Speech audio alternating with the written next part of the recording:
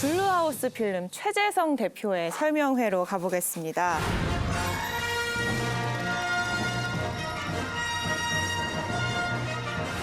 제목과 메인 카피 한 줄로 소개해 주시죠. 제목은 왕의 남자, 윤의 남자. 왕의 남자, 윤의 남자. 훈풍이 피바람을 불러일으킨다. 훈풍이 피바람을 불러일으킨다. 훈풍은 한동훈 바람. 아이 구슬해요. 이 정도는 저는 논픽션입니다. 아, 또. 감독으로. 감독 윤 대통령. 각본 이철규 의원. 이철규 의원. 조연 한동훈 비대위원장. 까메오 공관위원장. 지나가는 사람들 공천 탈락자. 뭐 예상 관계수 50명. 50명. 저 투자 안 받습니다. 50명이요? 50만도 아니고? 50명. 왜 50명? 왜 제작하세요? 이거는 공천 탈락자나 낙하산으로 공천된 사람만 볼 것 같아. 국민들은 이 영화 별로 관심 없어. 그럼 왜 제작하는 왜 거예요? 국민들이 다 예측하고 있는 거지. 왜 설명을 하고 왜 제작을 해? 그래 나 투자비 필요 없다니까.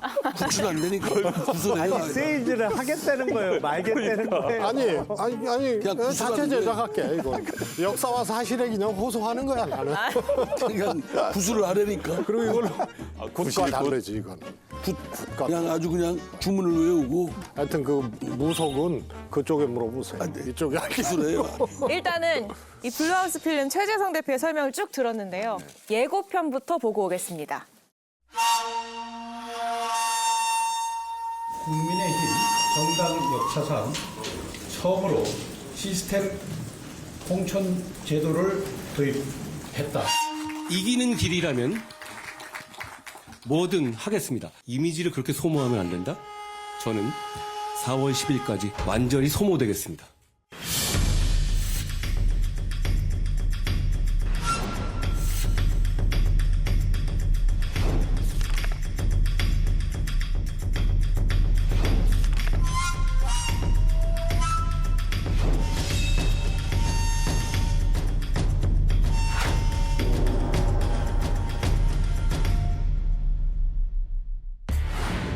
투자 필요 없다고 하셨는데 그래도 투자자들 얘기를 들어볼게요. 아니 제작자가 미리 자포자기를 하면 어떡해요?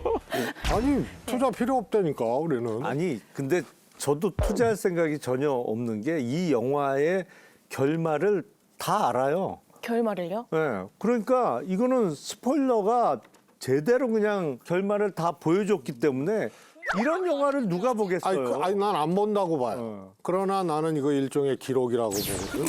어? 후대에 정치하는 사람들이 이것은 하나의 교과서로 삼고 이런 장면이기 때문에 저는 그거에 만족한다. 두 분은 결말이 예측된다고 했는데 좀 하나씩 짚어보도록 하겠습니다. 이 공천 룰을 두고 국민의힘 내부 반응에도 좀 온도차가 있는 것 같아요. 제가 의원총회를 갔거든요. 예. 그 공천 기준에 대해서 발표할 때 의원들이 의외로 조용하게 질의 답변이 오고 가는 거예요. 구체적 내용에 대해서 물으면 예를 들어서 설명한다든가 대체로 그렇게 아주 밋밋하게 끝났어요. 뭐 중진들이 뭐 자기들 페널티 된 거에 대해서 굉장히 좀 항의가 많을 것이다. 네. 근데 전혀 없고 한두 분인가가 뭐 너무 좀 과도하지 않냐라는 자기 의견을 피력하고 그냥 말더라고요. 아니, 왜냐하면 발표된 공천 룰을 보면 생각했던 것보다 약간 후해요.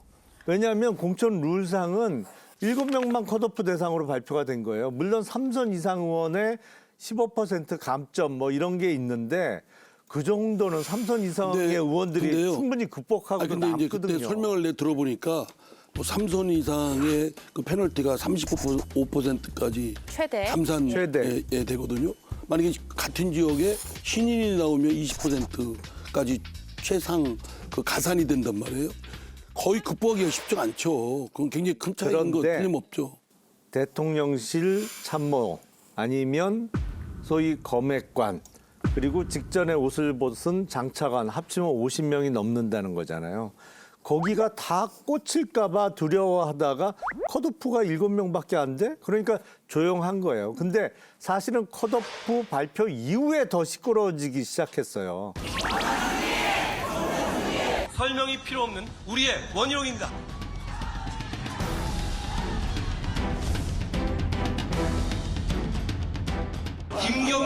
회계사는 공정과 정의를 위해서 평생 싸워왔습니다.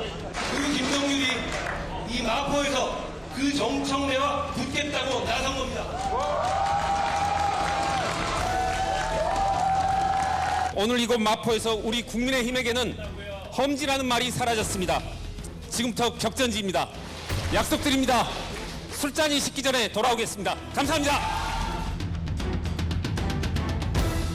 공개된 자리에서 정말 이런 반구 그 사전 말씀 없이 지목하다시피 하면서 또 단상에 세우고 이런 거 보면서 여러 가지 상념이 컸습니다. 네.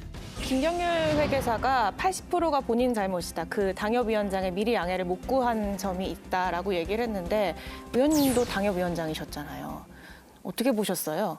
아니 그거는 김경률 회계사의 잘못보다는 한동훈 비대위원장의 잘못이 훨씬 크죠. 왜냐하면 당 대표를 대신하는 거잖아요. 비대위원장은. 그러면 전체적인 총선을 준비하면서 감독하고 그리고 깨끗한 공천이 되도록 최고 책임을 지는 자리란 말이에요. 그러면 자기가 속마음속에 누가 우리 당의 후보가 됐으면 좋겠다라는 생각은 갖고 있을 수 있지만 그게 외부로 표시가 되면 전혀 안 되는 거예요. 절대로 이렇게 편파적인 모습을 보이면 안 되는 겁니다. 혹시 어떤 얘기 나누셨는지 알 수 있을까요? 네, 죄송한데 길은 같이 가시는 당내에서 그래도 좀 위원장님 거취에 대해서 이야기가 나오고 있는 걸로 알고 있는데 그 부분에 대해서는 좀 어떻게 생각하시는지는 알고 싶습니다. 거취에 대해 누가 얘기를 했죠? 다른 여러 의원들이 이런 이야기가 나오고 있더라고요. 한 위원장 거취 사퇴 요구한 거 관련해서 좀 동의하실까요? 그런 게 어디 있어요? 그러면은 한 위원장이 밝힌 끝까지 총선 이후까지 하겠다는 게 동의하시는 거예요? 그런 게 없다니까. 방목이 그러니까 이런 경우라면 예를 들어서 원외 지역위원장 평가 뭐 이런 등등등도 있고 여권이니까 집권당이니까 어디 가서 또 일할 수 있는 기회를 줄 테니까 거기서 일하고 이번에는 어떻게 하라 이렇게 조정도 할 수 있고 조금 해서 이렇게 사전 작업을 안 하고 시스템 공천 하겠습니다 하고 김경률하고 손 들어주는 거는 진짜 구정치도 그렇게는 안 하지. 아니 그 주인공이 누구예요? 그러니까 한동훈이에요. 어차피 투자 안 할 거 아니야. 조연이라니까 한동훈 조연. 거기 당협위원장이 앞에서 이렇게 쳐다보고 있는데 손을 번쩍 들어주고 그러니까 의원들이 이제 그다음부터는 혼란이 온 거죠. 이게 뭐지? 이거 룰이라고 발표를 해놨지만 실제는 달리 돌아가는 거 아니야? 이게 지켜지겠느냐? 예. 지금 제가 볼 땐 혼란에 안 안어미 빠졌던데. 상태죠. 혼란에 안 빠졌어요. 그러면 귀뚱으로도 안 들어요? 아니 그러니까 이렇게 된 분위기상 거죠. 이렇게 된 거예요. 이제 큰 전제가 이번 총선에서 왜 국민의힘 공천에 대해서 현역을 많이 바꿔서 윤석열 당을 만들기 위해서 현역을 파내고 낙하산을 투입을 해야 되는 거예요. 그래야 윤석열 당이 되네. 진짜 이제 찐윤 공천을 하는 거죠. 이건 다 예상하고 있는 거거든요. 뭐 100번 양보해서 상상들을 한다고 칩시다. 예. 아무리 생각해도 이게 현역 더 잘라내야 되는데 이걸로 끝날 것인가라는 의구심을 갖잖아요. 일단 그 룰만 보면은 현역들이 크게 반발할 룰은 아니라고 보시는 거예요? 그런데 이제 반발이 기다리고 있죠. 제가 보기에는 한동훈 위원장이 비대위원장이 잘 몰라서 이 전체 퍼즐을 맞추고 전체 총선 공천을 해야 되고 그러면서 공천의 목적 이것을 달성해야 되는 그 정교함이나 디테일을 아직 몰라서 중진들을 만나서 경선해야 된다고 덜컥 얘기를 한 거예요. 제가 보기에는요 100% 더 잘라냅니다. 아니면 수요 공급이 안 맞아. 그래서 이것은 변경할 수밖에 없다. 여기에 이제 이 폭탄이 있는 거예요. 공천룰이 바뀔 것이다 보는 거예요? 공천 기준이죠. 이 기준은 반드시 바뀐다. 여기에 뭐 걸어도 좋다. 한동훈 비대위원장의 그 독특한 화법대로 거세요. 전 이거 걸랍니다. 저는 안 바뀐다에 걸겠습니다. 그러니까 안 바뀐다에 건다.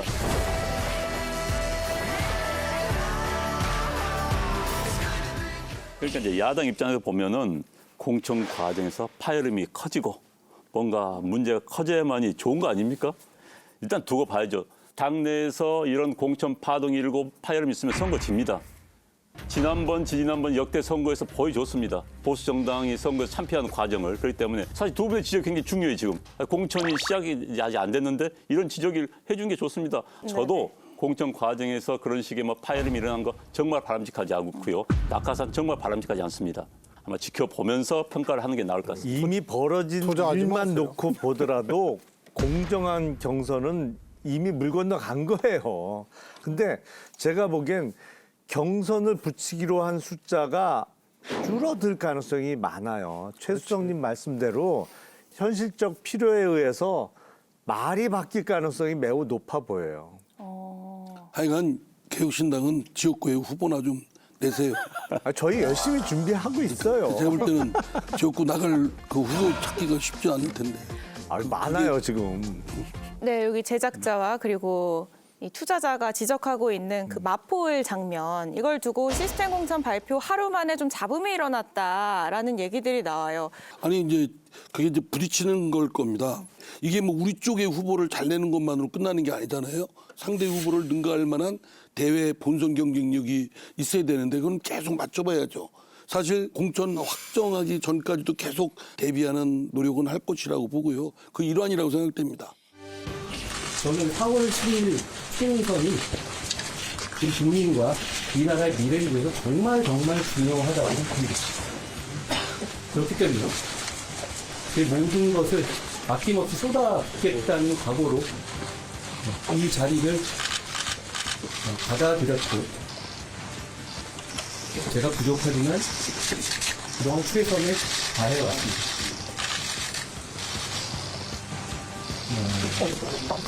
저는 선행 투자하겠습니다. 최수성님, 이 영화는 투자받고 싶지 않다고 하셨는데 혹시 투자받고 싶은 영화? 제가 사실은 이 영화를 한번 생각도 해봤어요. 우리 이제 진보당의 강성희 의원인가요? 네. 그 대통령한테 국정기조 바꾸라 그랬다고 그냥 들려 나갔잖아요.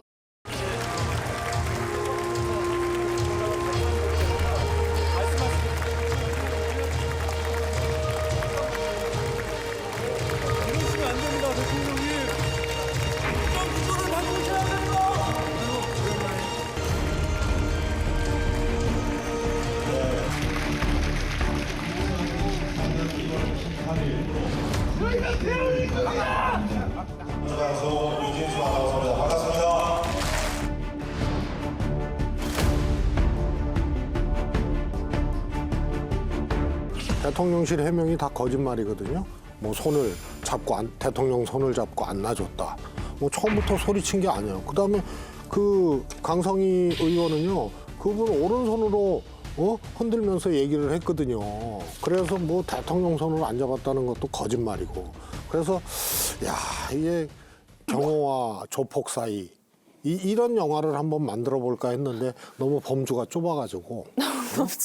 그래서 제가 왕의 남자, 윤의 남자로 이게 투자 계획을 하게 됐습니다. 알겠습니다. 판보라 영화 투자 설명회 마무리를 좀 해볼게요. 개양을의 혈투와 왕의 남자, 윤의 남자 두 작품의 설명을 모두 들으셨는데요. 의원님, 그래도 둘 중에 하나 투자해야 그럼 뭐 한다면 당연히 개항을에 뭐 혈통가 거기다 해야지. 저기는 뭐 투자 안 받는다니까요. 아니 그러니까 한 제작사는 이 영화는 망할 거예요라고 장담을 하면서 하니까 선뜻 투자를 못 하죠. 후대 교본이 될지언이. 그럼 저기 투자? 개양을의 혈투에? 제가 투자할 수 있는 여력의 한 10%만 하겠습니다. 이게 많이 하세요. 흥행은 하이 리턴 해드릴 테니까. 흥행은 어려울 것 같아요. 예. 이렇게 좀 얘기를 해봤는데. 아니 근데 내가 자꾸 이게 투자 안 받겠다고 하는 거에 대해서 자꾸 시비를 거는데요. 사실은 이게 아주 저예산으로 필요하면은 그냥 사제를 털어서 그냥 이 무명 배우 한 명으로 연출을 해도 네네. 결국은 역사와 기록은 될 것이라. 반드시 기록해야 된다라는 굳건한 의지를. 그래서 나는 네. 투자가 필요 없어. 이게 이 영화가 이제 그렇게 끝내죠 될 거야. 이제. 네, 제작자의 굳건한 의지를 들으셨고요.